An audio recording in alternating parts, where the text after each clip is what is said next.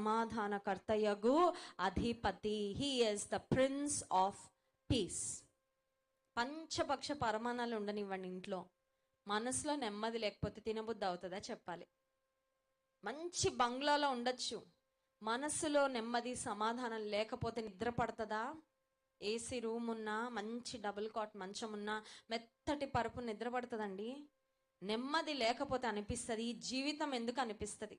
నెమ్మది లేని స్థితిలోనే చాలా మంది తమ జీవితాన్ని అంతం చేసుకుంటా ఉన్నారు, సూసైడ్ చేసుకుంటున్నారు, ఆత్మహత్యలు చేసుకుంటున్నారు, జీవితాన్ని ఛిద్రం చేసుకుంటున్నారు. యేసయ్య ఎందుకు వచ్చారు ఈ లోకానికంటే ఆయన సమాధానాన్ని ఇవ్వడానికి.